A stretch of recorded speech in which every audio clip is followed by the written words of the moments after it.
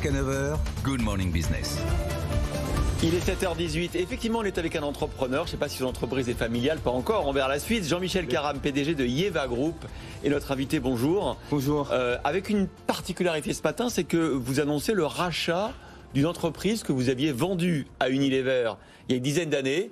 Le rachat d'un de vos bébés qui fait des cosmétiques, justement une marque de cosmétiques. Vous êtes diversifié avec Yeva dans des ateliers du sourcil, le boudoir du regard. Ça s'est beaucoup développé au cours des dernières années. Et là, vous rachetez une marque de cosmétiques que vous aviez avant. Expliquez-nous ce tour de passe-passe. En fait, quand j'ai vendu la marque à Unilever, je suis passé dans Good Morning Business et on m'a posé la question combien de temps vous allez rester chez Unilever et après relancer une autre. Ouais. Donc je suis resté toute cette période-là et je lui ai dit non, je vais rester parce que j'ai un accord avec Unilever pour la développer à l'intérieur.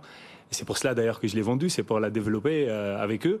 Et il m'a dit oui, bon bah vous revenez sur le plateau dans 6 mois quand vous avez relancé quelque chose. Et je me rappelle de ça. Et en fait, j'avais lancé cette marque qui était un pionnier dans tout ce qui est biotech. Donc c'est la technologie de diagnostic de peau, la personnalisation, c'est ça Yoma. Et qui a connu un développement fulgurant les 2 premières années, que Unilever est venu l'acheter en 2012, partiellement, en 2015 totalement. Je suis resté tout ce temps-là pour la développer avec eux. Et moi, ils ont accepté qu'en 2016, je lance une nouvelle société qui s'appelle Yeva et qui est devenue Yeva Group en 2020, parce qu'entre 2016 et 2020, on n'a fait que développer de la techno.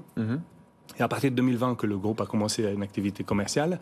Et aujourd'hui, en fait, Yeva Group, c'est quoi ? C'est vraiment est devenu le leader de la beauté personnalisée, avec des marques, des services et expériences de beauté personnalisée activées par la data et la technologie. Le sourcil, le regard, quoi. D'où l'expérience, c'est tout ce qui est atelier du sourcil, le boudoir de regard qu'on a acheté et qu'on a développé beaucoup, mais aussi un portefeuille de marques qui va du soin au capillaire, au make-up, avec maintenant Yoma, Aimé Care et Yoma Hair que j'avais pas. On avait aussi une autre marque qui s'appelait Les Natures, avec les marques de make-up, de sourcil et boudoir de regard. Mais vous dites, j'avais besoin d'Unilever pour développer la marque. Aujourd'hui, Unilever, vous en avez plus besoin ? C'est eux qui ne veulent plus développer la marque ? Non, c'est pas ça. En fait, vous savez, quand on fait un accord, il faut que tous les deux soient gagnants, en fait. Et Unilever a vu le développement du groupe Yeva, qui est très, très fort.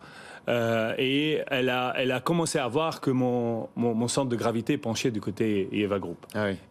Et que vous désinvestissiez de... Pas désinvestissez, mais c'est humain. Oui, mon centre de gravité penchait, c'est vrai. Et donc, l'idée, c'était de dire, est-ce qu'on s'associe ensemble pour créer quelque chose dans la beauté personnalisée qui est le leader mondial, ou on reste à jouer 2 acteurs partiellement. Et on a trouvé un accord que vaut mieux tout mettre dans Yeva Group. Donc il y a eu un accord d'acquisition par papier, donc échange de titres. Donc eux vont être actionnaires du nouveau groupe, du coup, Unilever. Exactement. Ils deviennent actionnaires minoritaires chez moi. Et donc, du coup, le développement d'Yeva Group, maintenant, leur est bénéfique de fait. Donc, dans le groupe, il y a Yoma, il y a Mieva, il y a l'atelier du sourcil, le boudoir du regard. Oui. Moi, pour rien vous cacher, les ateliers du sourcil, je les vois fermés plutôt que ouvrir. À côté de chez moi, ça a fermé. Ça marche encore. L'atelier du sourcil fermé ? Mais oui. Je l'ai acheté en plein Covid, en juin 2020. Ils étaient 99 portes. Aujourd'hui, j'ai 130. Même pendant la période de Covid, j'ai ouvert plein. Et j'ouvre une porte par mois. C'est parce que le sien, dans le 9e, a dû fermer, c'est pour ça. C'est des franchisés ou c'est en propre ? Non, j'en ai 55 en propre et 75 en franchisé. Vous devez avoir un mauvais franchisé en bas de chez vous. Ou des très beaux sourcils. Du coup, j'en ai pas besoin. Mais du coup, votre business, c'est de dire, aujourd'hui, on personnalise complètement la beauté et on a besoin de la technologie. Une crème simple, ça suffit pas. C'est pas une question que ça suffit pas. Si vous prenez une crème générique, c'est mieux que rien. Mais un soin personnalisé est beaucoup plus efficace. C'est très simple. Moi, quand j'ai lancé la beauté personnalisée avec Yoma dans les années 2010, je me suis inspiré de la médecine. Aujourd'hui, si vous prenez tous les choses vraiment compliquées en médecine, on fait quoi ? On fait de la personnalisation. Quand vous faites des maladies graves, etc., on personnalise le soin.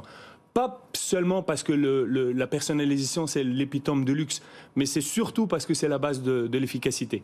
Et donc, si vous voulez avoir des résultats plus performants, le soin doit être personnalisé. Alors c'est quoi maintenant la next step? Maintenant que vous avez repris tout le contrôle du groupe, à la fois dans la distribution, dans le retail, dans les services et dans la marque de cosmétiques, vous allez faire quoi? Cette marque de cosmétiques, vous allez la promouvoir dans vos boutiques? Alors Yoma, elle est aujourd'hui distribuée dans 30 pays dans le monde. En France, elle est dans les Marionneaux, les Beauty Success, dans certaines pharmacies, etc.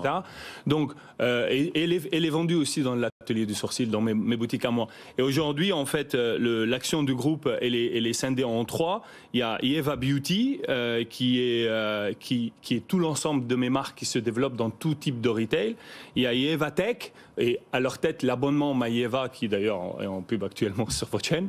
Et il y a Eva Experience, où on a toute l'expérience, toutes les boutiques, et on va développer tout ça. D'ailleurs, je viens de faire encore une levée de fonds en parallèle, parce que j'ai rentré 9 millions là en ce moment, après les 20 d'avant, dans l'objectif de vraiment développer le groupe jusqu'en 2026-2027 et faire une introduction en bourse. Ah ça y est, vous avez déjà programmé l'introduction en bourse en 2026-2027. Vous savez, je dirige Memscap aussi, qui est en bourse aujourd'hui, cartonne d'ailleurs, en ce moment. Ok. Et donc... c'est le chemin normal. La beauté et la tech, on en a beaucoup parlé à l'occasion du CES de Las Vegas. C'est une grosse tendance, hein. Vous étiez un peu précurseur finalement. Yoma était la première société, c'est le pionnier en fait de la beauty tech. Bon, vous avez l'air content, tout va bien. Très content. Bon.